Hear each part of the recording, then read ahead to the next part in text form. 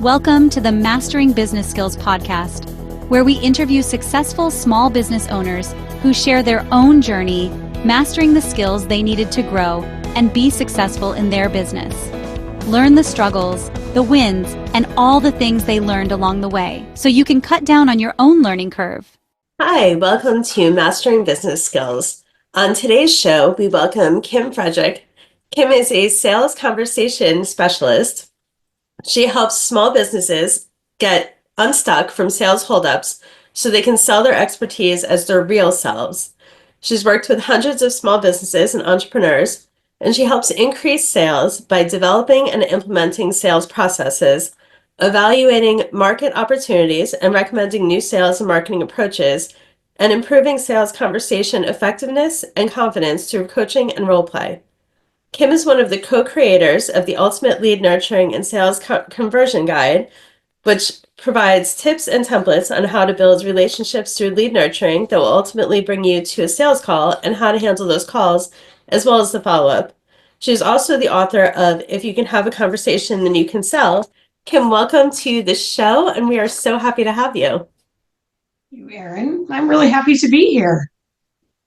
Great. So I am going to start us off by having you tell us a little bit about what you do and what inspired you to start your business.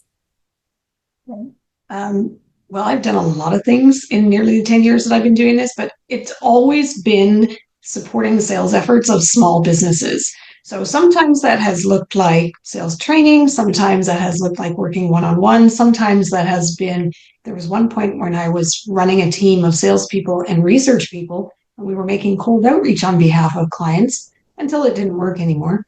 And now I'm running a group coaching program for, as you said in the introduction, that was a really great introduction.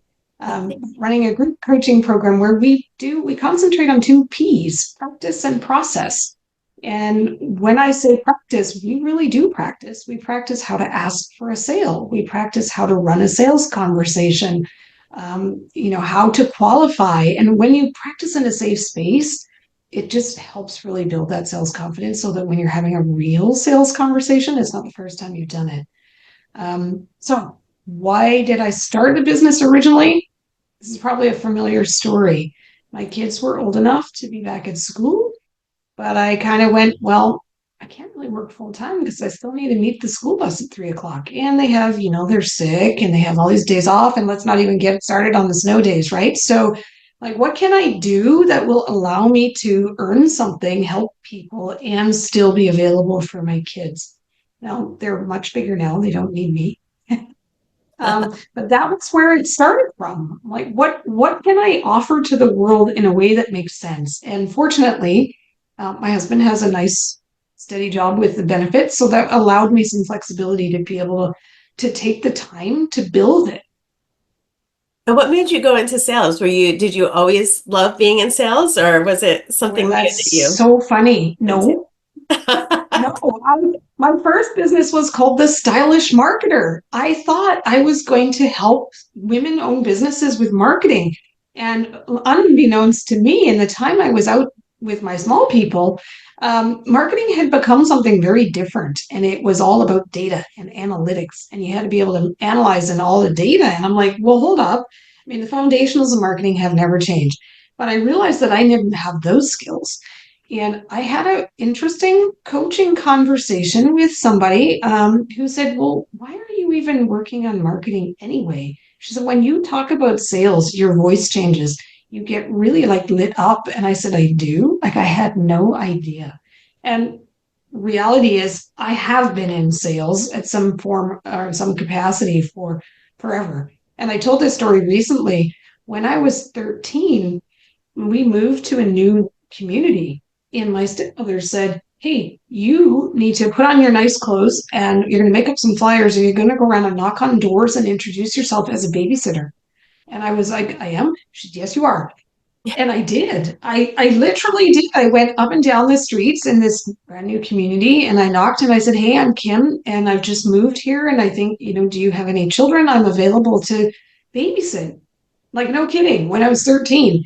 And then I realized that throughout all of my jobs, before I had career jobs, there was always some element of selling, and I didn't really connect all those dots till much, much later. I should say, though, that I am a people person and I like to help people. And that's really fundamentally for me what sales is. It's helping people solve a problem, whether that's in a store. What do you need? Can I help you find something? I mean, yes, often I could. And so it wasn't like, oh, yeah, I want to be a salesperson because I'm going to make hundreds and thousands of dollars. It was never that. Right. So it sounds like you kind of built those sales skills over the years just from even when you were a teenager. So, I mean, I think so. And I mean, this is also hilarious. I mean, way back in the time, dark history of time, my very first job after babysitting was at McDonald's. And you better believe McDonald's teaches you how to upsell. Would you Ah, like fries with that? interesting. And if Yeah. they actually taught you, if somebody says, I'll take a Coke, they'll say, you were taught to ask, is that a large? Because if they didn't specify the size, you were taught to ask for the whatever was the largest size. Because most people would say yes. And if they didn't, well, it didn't matter, right? So I realized that I had been building those skills right from the beginning. I didn't spend much time in the back flipping burgers. I did because everybody does. But I Mhm. was very quickly moved up to that front where you were having those kinds of exchanges. It's not the same as what I'm doing now where I'm helping people because I'm understanding a problem. If someone comes in, they're like, I'm going to have a Big Mac. I want a Coke with it. And maybe I'll have an apple pie, right? Like very different. But I think you get what I'm saying. I started Yeah. learning those skills all the way back then. Yeah. And what did you find the most challenging for you when you were starting your business?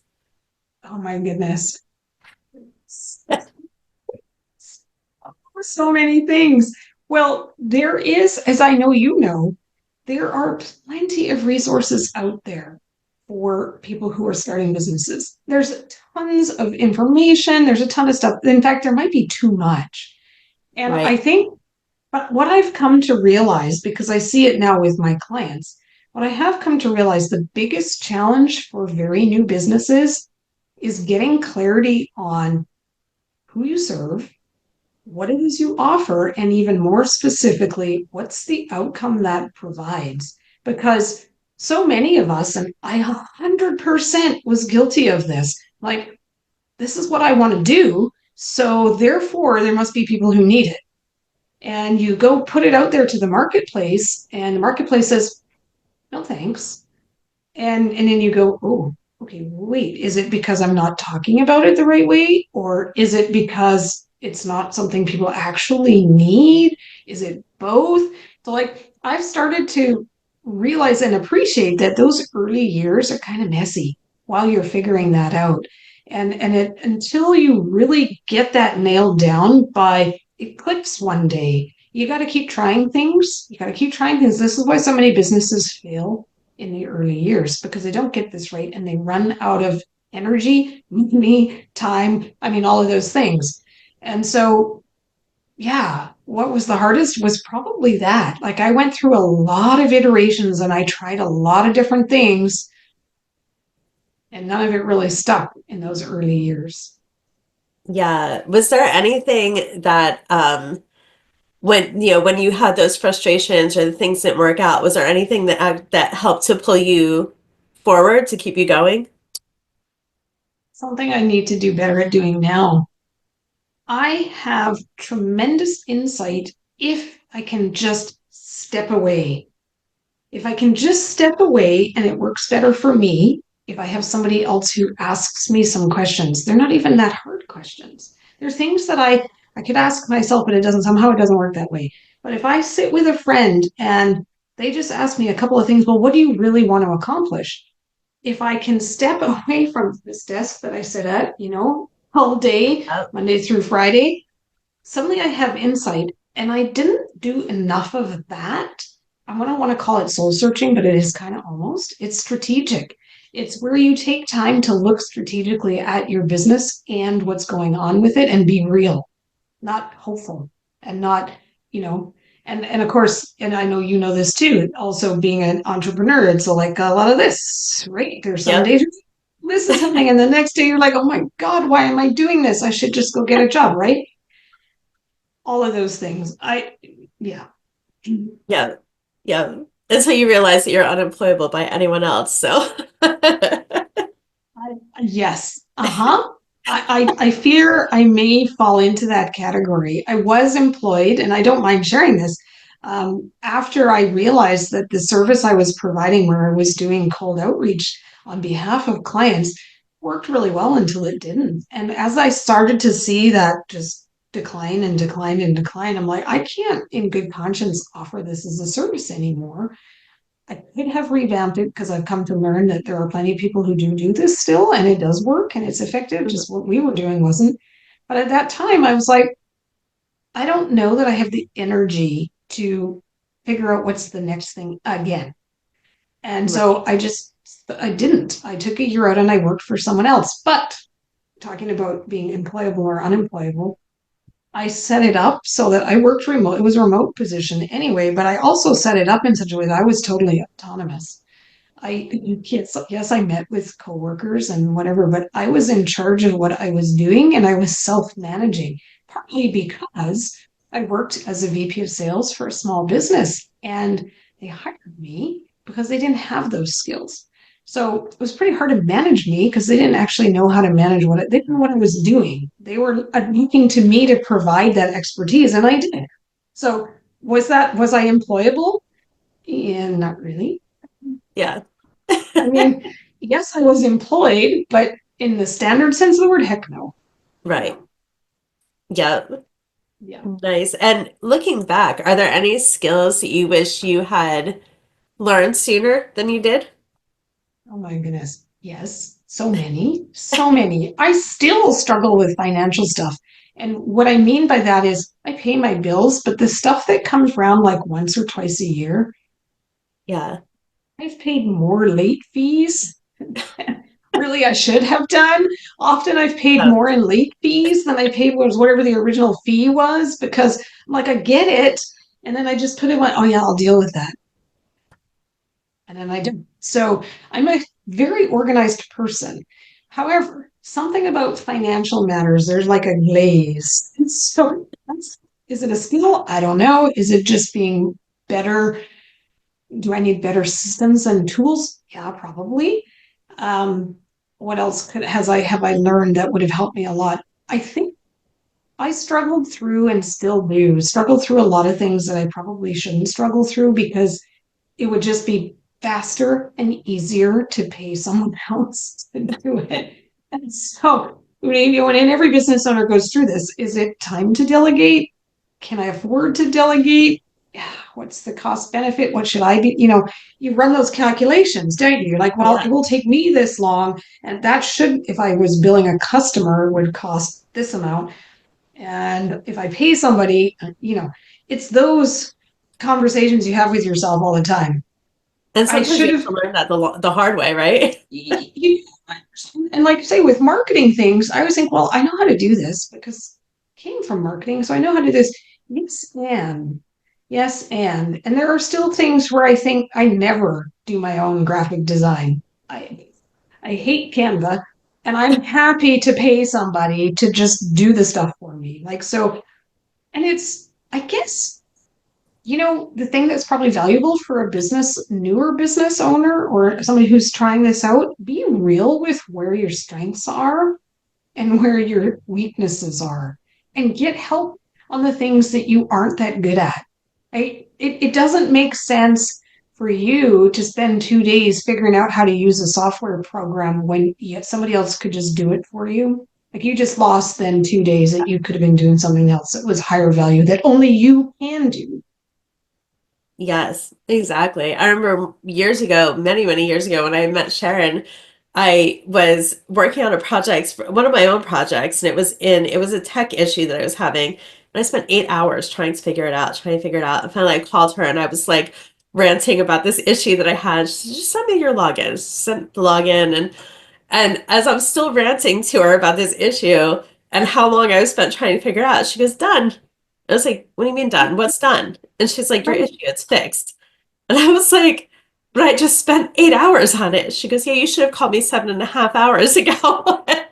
And Right. it And was, those. Yeah, I was new, fairly new in the business, as a business owner. And that has stuck with me over the years. It's like, okay, you know what? It took her 5 minutes and it could have taken, I could have called ahead of time and had that issue fixed or given it to somebody. So now I'm more careful about delegating to people.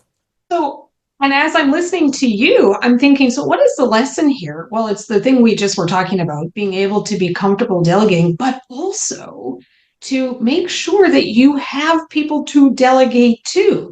Like I think it's really important. You kind of need, when you talk about having your toolbox, tools would be things like software and whatever, but you need your posse. You need Yeah, your posse around you that can help you with. So if you need somebody to help you with IT issues, or you need somebody to do bookkeeping for you, or you need whatever it is you need. And sure, there are some things, there's so much software nowadays that is just plug and play and you can figure it out. And maybe that is all you need to do. Maybe. But if like you've just described, if it took you 8 hours to do it, really, you probably should have just picked up the phone yeah, or emailed and said, please help. yeah, exactly. Yeah. Because I could have been doing client work in that time and made more money than it would have than it cost me to delegate it out. Yep. Yes. It's hard decisions to make when you're brand new and there's not a lot of money coming in and there's more going out and you're like, Right. it's tricky. Yeah, yeah, definitely. Definitely. So I want to also talk about your book for a little bit. I know you talk about in there how buyers are smarter now than they ever were before, and how they actively disengage from sales, and also about how technology factors into the sales process. So tell us a little bit more about that. This is the re-released edition because in the first edition, I really talked a whole bunch about how if you wanted to grow beyond referrals, you needed to do cold calls. And, I shared already that I did that for clients, and then it became something that didn't work quite so well. And so I came 180 degrees around and I was like, cold calling is dead. Interestingly enough, in all of the research and the conversations I had for this second edition, I discovered that wasn't necessarily the case. And it really comes into a whole bunch of things. But what you were saying, yes, buyers are smarter. Okay, we all know that. We all get those robocalls all day long. We get the things coming into our inboxes all day long, right? That we don't ask for. And because buying has shifted so much to go look on the internet. Here's the problem, go look on the internet, see what you can find. And it's shifted to the buyer having the power. So marketing has become more important. And that's been going on for 15 years or more, probably longer actually. But in any case, where I'm going with this is, what did you say? The other thing was it was shifted over to the buyers. People are cynical and yeah, people disengage because there's been so much poor selling. And here's the important part, how the technology has come into that. So what's happened is technology has made it easier for us to do outreach at scale, right? Like if you think like all the way, and I'm not going to be able to find it because I'm talking, but if you think like all the way to when mail merge first came out and you could send someone a personalized, dear Erin, let me tell you about, right? That was huge, right? If you remember that. Well, Yep. obviously now we've come all the way around to where now you can scrape data, you can get all kinds of information about somebody, and you can do that at scale. What's happened is selling used to be one on one, face to face, one person talking to another. Then we started adding in the technology, like I was just saying. We started with mail merge, et cetera, et cetera, et cetera. Now we've come all the way over here again, where we're at scale. And now we're down here. And what I think is happening, we are somewhere between here and here now. What I think is happening now is it's gotten to be inhuman. Because while it should be good enough to be like, Erin, so it's so amazing that you live on the Eastern Shore. And I bet that means blah, blah, and blah, blah. And I bet that means that we could help you with blah, blah, blah, blah. It doesn't work like that because it's not quite good enough, right? So it's becoming human. So Right. what's happening is coming right background. And the sales professionals that I spoke to while I was working on this new edition, they're all saying this exact same thing. It's coming back to face-to-face, one-on-one. Yes, technology is informing that. And yes, you can use technology to help you make that connection, but the connection is the key. Does that make sense? It does. It does. Yeah. Yeah. And So that's what's changed. It used to be sellers had all the power. Internet blew that out of the water. Buyers have the power now, and we're cynical because we're sick and tired of all those robocalls, etc. And we're like, don't talk to me because I'm not ready to buy. Nobody wants to hear from a salesperson until they're ready to buy. yeah, That's really different than it used to be. yeah. And how about the follow-up? Is that affected with technology as well, or how does that factor in? Or is it more one-on-one, phone calls and things like that? Well, I kind of figure if you have already got to the point where you need to follow up, are you talking about that you've had um Yeah, that like you've you had that initial conversation or whatever, whatever it okay. is, or presentation or whatever it is that you're doing, and then you're following up for maybe their response. Like maybe you've sent a proposal, for instance, and you're waiting to hear back on whether they're accepting the proposal or they have questions. Do you do that all in an automated way, or is that more of a phone call one to one? That's definitely if you have had a conversation that's gone into detail and depth that's enabled you to produce a proposal. This is we're not talking about super simple sales or any kind of sale that's like off the shelf. This is like where there's some degree of customization or it's unique to this particular person. That's a whole different ballgame than somebody who calls you up or comes onto your website and says, I want to buy your package or I want to buy your product. That's a totally different scenario. Those could be automated and probably should be. My favorite story is and this just happened to me. I called a gutter repair company. They send somebody out and they send two people out actually, and they send me pictures of all the pictures they took of my property. About 3 weeks later, I said, hello, where's my proposal? Oh, well, I'll get some. Yeah. 2 more weeks go by, still no proposal. I'm like, do you even want my business? Like that would have been automated because all it took was the proposal to come through. Like, we're not negotiating. They're going to say, this is what it costs to repair your gutter. We can do it in this time frame, blah, blah, blah, blah. Well, I'm not going to Yeah. negotiate that, or there's no need for a further conversation. That could be automated. But when you've had a conversation with somebody about, okay, for this problem that you've described, I recommend this and this and this, and we can get started, blah, blah, blah, blah. Then that should be more of a personal follow-up. And I usually recommend a combination of email and phone. Good idea to find out though how they like to be followed up with, because some people are like, don't ever call me. Okay. Right. Are they okay with text? Okay. So it depends. So much of this Yeah. depends.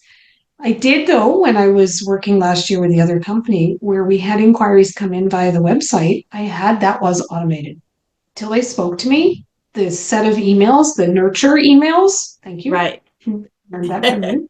The nurture emails, they were all automated because if they weren't responding, there was my level of engagement was low because their level of engagement was low. Make sense? Right. It does. Absolutely. Yeah. And how do you continue learning and improving now? Because as everything changes, and are you Oh taking my God. classes? Are you just kind of reading up on things? Do you have a mentor? I am constantly reading this. I'm going to put this up here. Ooh.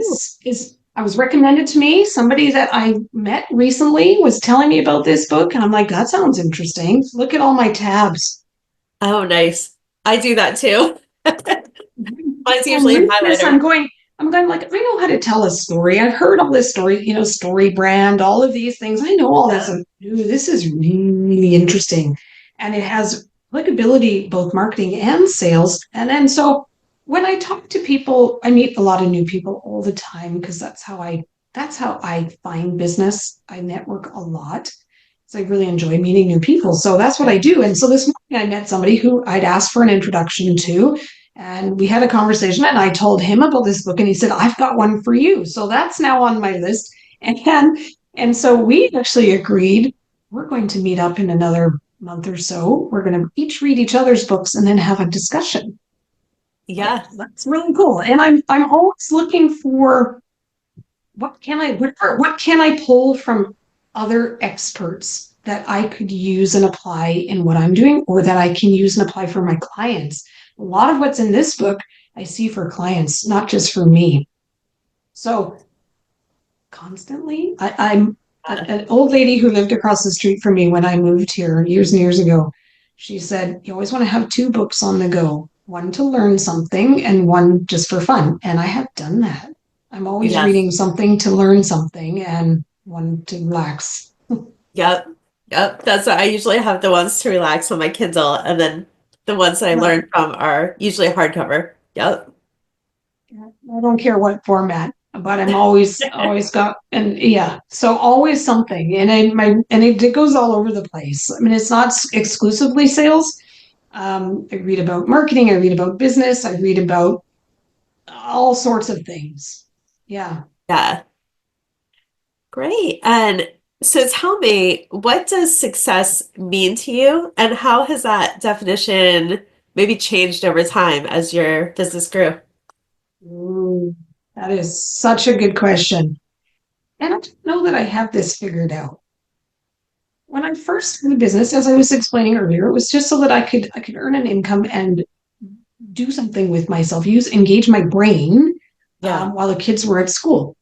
And then I got it bought into this idea that I needed to build something that I could exit from, that I could eventually sell. Because why would I put all this time and effort into something that I could then sell or pass on to someone else?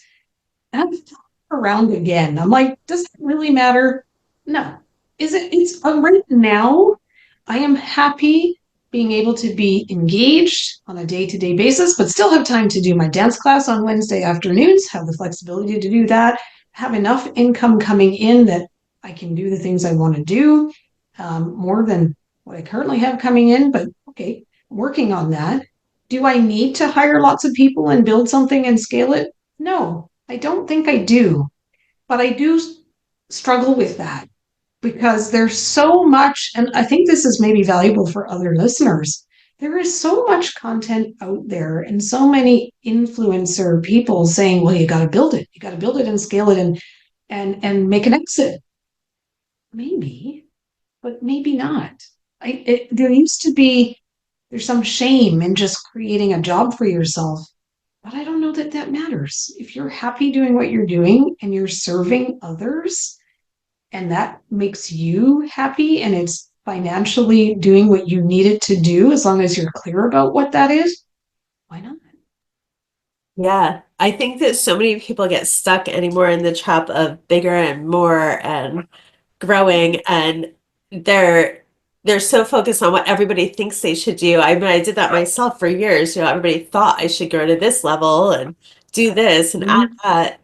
And when I took a step back and did, the things that made me happy and kept to stay at a level where I was happy. I didn't have to work with, the Fortune 500 companies and that, and all that. I was happy with my small business entrepreneurs and things like that. And then that's where my sweet spot was. That's where I was happy. That's where I was the most successful. Yeah. Versus trying No, to fit myself into what other people thought I should fit into. and that's the key. It's the stepping back and being really clear with yourself. What do you need this to be and do for you? If you scale and exit, that's great.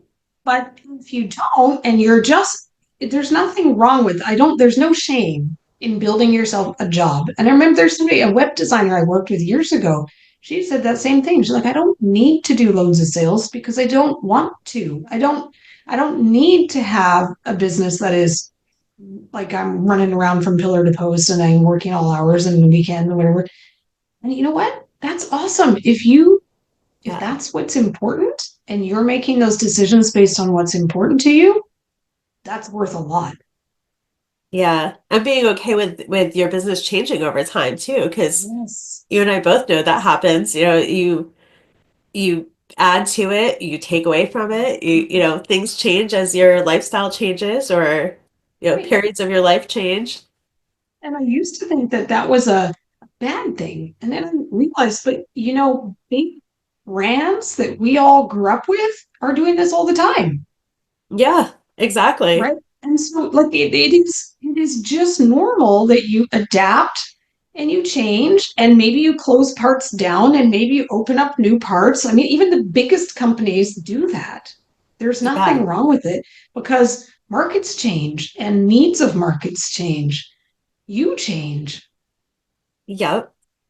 And do you have any personal habit or daily practice that has contributed to your success or even just to, your life in general to make things easier or better?